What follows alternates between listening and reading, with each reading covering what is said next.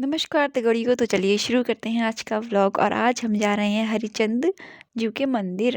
हरिचंद जो देवता है उनके मंदिर जा रहे हैं और वो हमारे यहाँ ठुलीस्ट। तो हम जा रहे हैं आज बलई राज के मंदिर। और जो हमारे बालीचंद हैं उनके मम्मी पापा हैं हरिचंद देवता। तो आज हम उनके यहाँ जा रहे हैं। बलिराज जो है ना वो दो भाई बहन हैं। और उनके मम्मी पापा हरिचंद वो हड़खोला में मंदिर है वहाँ है। उसके पीछे भी एक कहानी है ऐसा क्यों है करके। पर वो कहानी हम फिर कभी हमें मौका मिलेगा तो हम तब जानेंगे। और आज हम चलते हैं बलिराज के मंदिर। और वो ना आपको पता है पुष्कर सिंह धामी जी है ना हमारे उत्तराखंड के सीएम। उनका पैतृक गांव जो है वो भी हड़खोला ही है। तो उन्हीं उन्हीं के यहाँ जा रहे हैं हम। और ऐसा मम्मी उन्होंने बनाया ना वो मंदिर भी।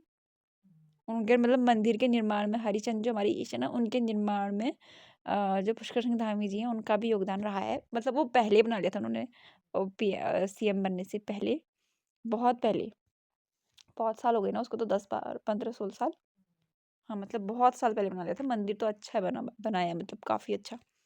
तो मतलब बलयराज का जो मंदिर है ना हमारे बालीचंद का उनका तो नया नया मंदिर बना है। अभी पिछले साल ही बना। पूरे गांव ने अपना योगदान दिया। परंतु हरिचंद का जो मंदिर है ना जहाँ हम आज जा रहे हैं वो बहुत पुराना है। मतलब वो बहुत पहले से बन रखा है जो बाहर का बनाया हुआ है। मतलब वो काफ़ी अच्छी फैसिलिटीज़ है पानी वानी से रास्ता ना अच्छा आजकल। आजकल नहीं वो पहले से ही है। उन्होंने ही बनाया बोलते हैं।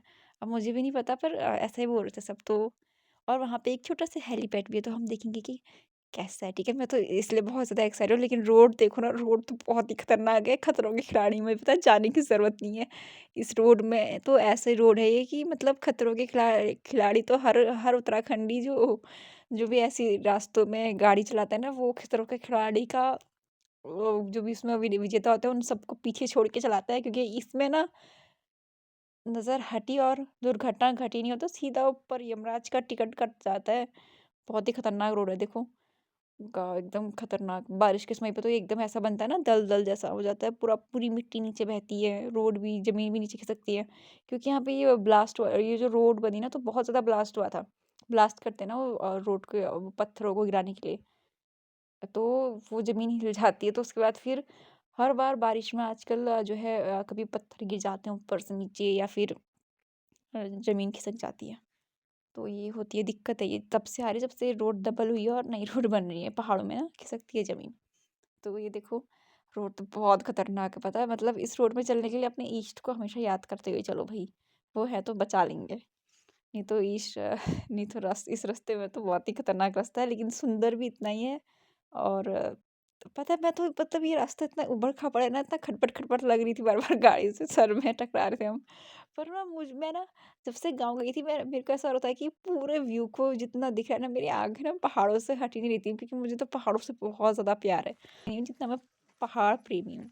तो देखो पीछे जो अभी आया ना छोटा-सा जगह। ये देखो ये छोटा-सा जहाँ पे कार व गाड़ी वगैरह रुक रखी है नीचे पे। वो है मिनी हेलीपैड। ये देखो ये रहा खेत जैसा छोटा-सा ही है।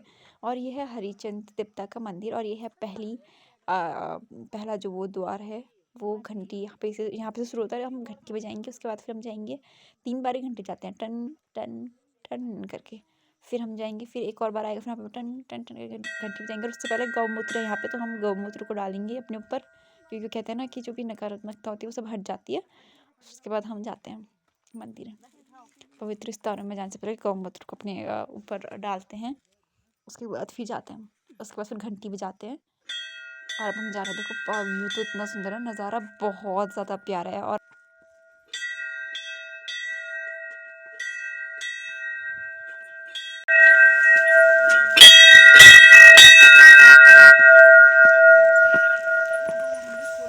और आज मैं आई हूँ हरिचंद देवता के मंदिर ताई जी के साथ जितू दादा की मम्मी के साथ बिट्टू दादा की मम्मी के साथ संजू दादा की मम्मी के साथ और दीप्ति की मम्मी के साथ मौसी के साथ। तो बाकी 3 ताई जी हैं और एक मौसी है। इनके साथ मैं आज मंदिर आई हूँ। और देखो हड़खोला में रोड यहीं तक का बनी है ठीक मंदिर के तक का है ना कितना सही है।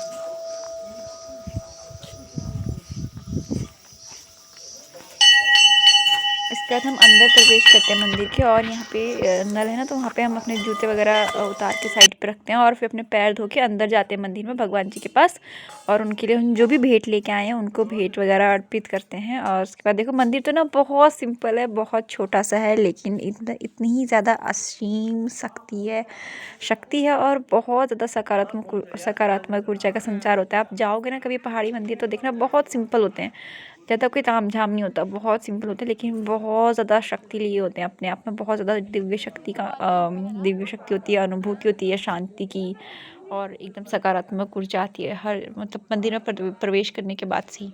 तो बहुत शांति और बहुत अच्छा लग रहा था। और फिर ना यहाँ बहुत सारे रिश्तेदार आए हुए थे, क्योंकि ना हमारे हरखोला वाले ताऊ जी हैं, उनकी आजकल भागवत कथा चल रही है मंदिर में, तो सभी लोग इसलिए मंदिर आ रखे हैं आजकल भागवत कथा सुनने के लिए। तो हम भी आज भागवत में आए थे, और मेरे बुब्बू के लिए निमंत्रण है आया हुआ, लेकिन बुब्बू ना आ नहीं पाए हल्द्वानी से, क्योंकि बुब्बू अब बुजुर्ग भी हो गए हैं, तो इतना सफ़र करना बुब्बू की सेहत के लिए हानिकारक होता है। तो इसलिए मैंने बुब्बू को वीडियो कॉल कराई, मैंने बलेराज के यहाँ भी बुब्बू को वीडियो कॉल कराई, मैंने हरिचंद देवता के यहाँ भी बुब्बू को वीडियो कॉल करवाई, और यहाँ तो बहुत सारे रिश्तेदार भी मिले, तो मैंने बहुत सारे रिश्तेदारों से भी बुब्बू की बातचीत कराई, ताऊ जी से भी कराई, और मैंने भी, और बहुत अच्छा लग रहा था। चलिए अभी कथा का रसपान करते हैं। एक सौरभ का आश्रम था इधर, तो गरुड़ जी जाते, सांप मिले, मछली जो भी मिले उसे उठा के खाते, चले जाते, उसकी अस्थियां वहीं पर पड़ी जाती। भागवत चल रहे हैं आजकल। भगवान जो है उसके साथ युद्ध करते हैं और उसको यहीं पर मार डालते हैं। बोलिए भगवान बलदेव जी की जय। तो इस तरह से बलदेव जी ने इस परलंबासुर को मारा। उसके बाद जो है दावा नल आता है, भगवान ने दावा नल का पान किया। वर्षा ऋतु आ गई, तो वर्षा ऋतु में जंगल में है भगवान, पेड़ों की सड़सड़ाहट, बारिश हो रही है, बिजली चमक रही है, गाय बच्चे चुग रहे हैं, तो सभी जो हैं पेड़ों की ओट में बैठ करके देखे हैं। जो तुमने बज जाए खाना तेरी मुरली की, जो तूने बज जाए खाना तेरी मुरली की, जो तूने बज जाए वाले नाचे गोपियाँ, वाले नाचे गोपियाँ, नाचे सारी टोलियाँ, वाले नाचे गोपियाँ टोलिया, राधा नाचे जोम जोम खाना तेरी मुरली की, जो धुन बज जाए खाना तेरी मुरली की, जो धुन बज जाए खाना तेरी। बांसुरी कन्हैया छेड़ो बांसुरी, नाचे राधा बांवरी झूम झूम के, काना छेड़ो बांसुरी कन्हैया छेड़ो बांसुरी, नाचे राधा झूम झूम।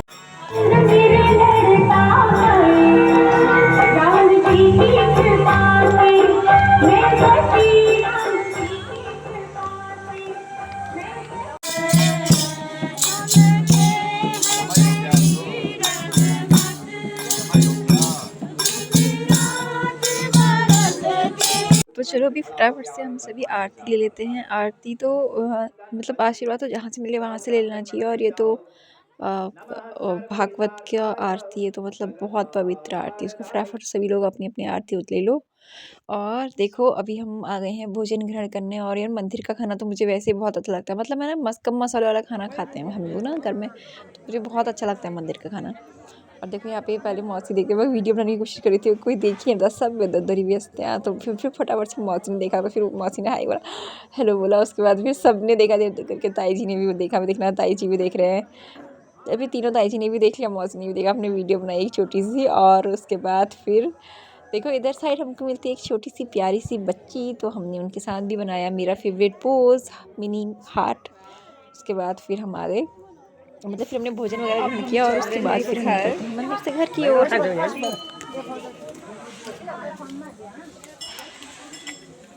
हमको मिला कैलेंडर और प्रसाद। देखो भगवान जी इस बार चाहते थे कि मैं उनके पास आऊँ, मैंने बोला था मुझे अंदर आते ही घंटी सुनाई थी, बुला रहे थे।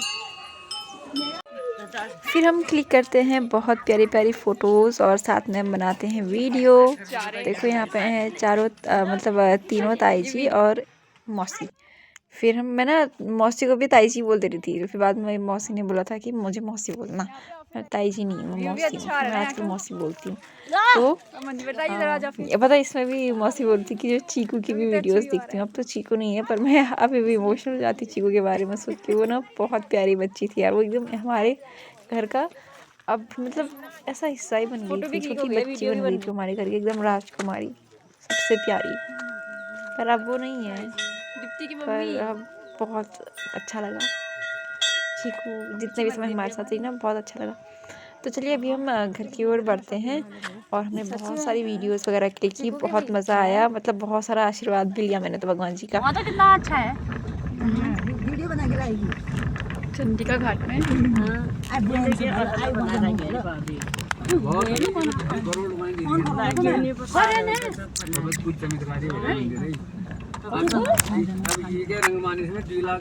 तो अभी अब हम जाने लगे हैं घर, और जो नीचे अभी रोड नहीं दिख रही है, जब दिखेगी ना मैं बताऊंगी।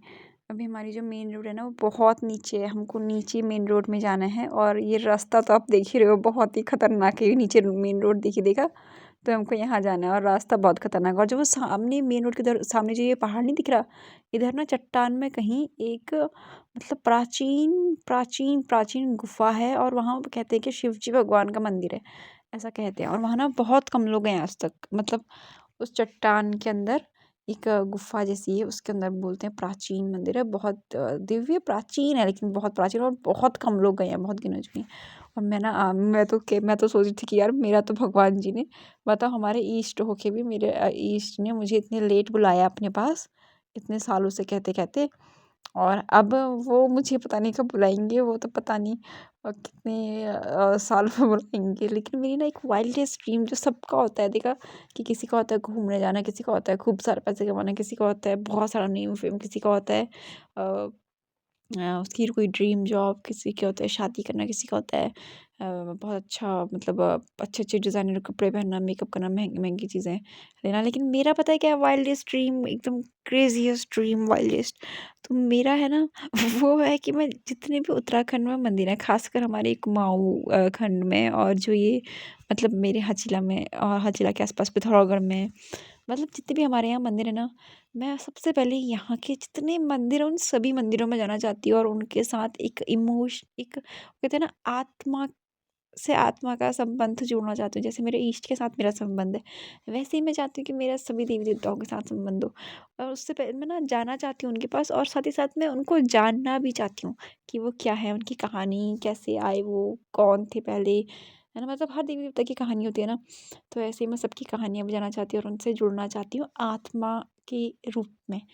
क्योंकि शरीर तो छूट जाएगा, फिर आत्मा ही तो रहती है ना, तो मैं चाहती हूँ कि मैं जब भी किसी के साथ संबंध बनाती हूँ ना, तो वो आत्मा से आत्मा का होता है। जैसे भगवान जी के साथ तो वो आत्मा से आत्मा का, मेरे मम्मी पापा बूढ़े के साथ तो वो भी आत्मा से आत्मा का है।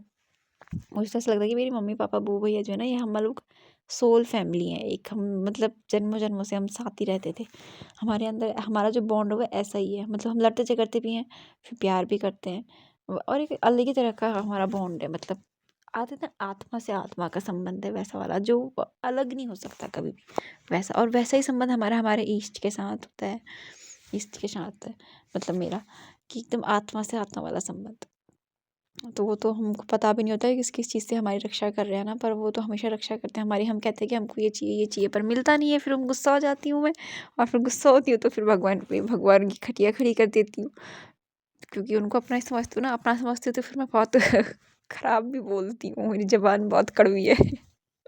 तो मैं भगवान को भी नहीं छोड़ती हूँ, तो उसमें मैं भगवान जी से भी गुस्सा हो जाती हूँ, बहुत सुनाती हूँ। फिर थोड़ी देर बाद मैं कुछ टाइम बात नहीं करती हूँ करती हूँ, मतलब मुँह बनाती हूँ भगवान जी के पास जाके, फिर सुनाती रहती हूँ टोंट, फिर कसती रहती हूँ। फिर थोड़ी देर बाद फिर प्यार भी आता है भगवान जी पे बहुत ज़्यादा, फिर खुद ही मान जाती हूँ मैं अपने आप, भगवान जी को मानने की भी ज़रूरत नहीं पड़ती है।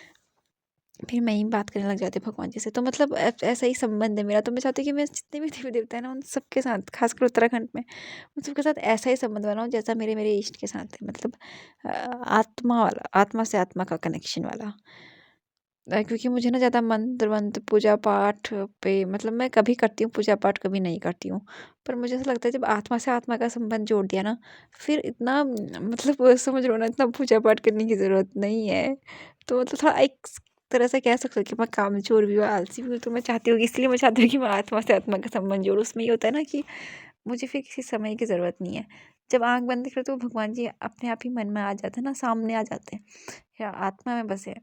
तो मैं भी उन्हीं का हिस्सा हूँ, वो मेरा हिस्सा है और हम एक ही हैं। भगवान जी भी मतलब भगवान जी से मेरा संबंध फिर ऐसा वाला कि मुझे ज़्यादा ताम-झाम ना करना पड़े। बस ऐसे कह दो मन की बात भगवान जी समझ जाएँ, ऐसा वाला संबंध। मैं चाहती हूँ सभी देवी-देवताओं से हो, मैं सारे देवी-देवताओं को ना जानना चाहती हूँ, समझना चाहती हूँ। ख़ासकर जो उत्तराखंड में है और कुमाऊँ खंड के, गढ़वाल खंड के पूरे। लेकिन सबसे पहले शुरुआत मैं करना चाहती हूँ अपने इष्ट देवी-देवताओं से और हमारे कुल देवी-देवताओं से, हमारे ग्राम के जो देवी-देवता होते हैं, जो हमारे ख़ासकर जो पिथौरागढ़ के हैं ना, पहले वहाँ से, क्योंकि मैं यहीं की हूँ ना, तो मैं यहीं से शुरुआत करना चाहती हूँ। मैं चाहती हूँ कि मैं सारे देवी-देवताओं को जानूँ, लेकिन सबसे पहले उत्तराखंड की। और फिर मेरे जीवन में कोई रिग्रेट नहीं रहेगा कि अरे यार! I wish I would have done this, I would have done that this, या मेरा ऐसा कोई सपना था, ऐसा कोई सपना नहीं है, मेरा तो बस यही सपना है बचपन से। तो ये पता नहीं होगा कि नहीं पूरा, पर जो भी है। पर देखो आप ना अभी व्यू देखो यार, मैंने बहुत बकर-बकर कर दिया। अब आप ना ये सुंदर सा व्यू देखो, मैं ना बिल्कुल भी स्किप नहीं कर रही हूँ पार्ट। आप ये व्यू देखो और एन्जॉय करो, व्यू के नज़ारे लो, बहुत सुंदर नज़ारा है। और मैं ना मुझे पहाड़ों से बहुत ज़्यादा प्यार है, बहुत, बहुत, बहुत ज़्यादा प्यार, क्योंकि यहाँ बहुत ज़्यादा शांति होती है। एकदम आत्मा भी प्रसन्न हो जाती है। मुझे पहाड़ों से ना पता नहीं क्यों अलग ही लगाव है एक तो वो। अब देखो व्यू बहुत सुंदर व्यू है और शांति भी है और बहुत प्यारा से प्यारे-प्यारे नज़ारे देखने को मिलेंगे आगे आपको।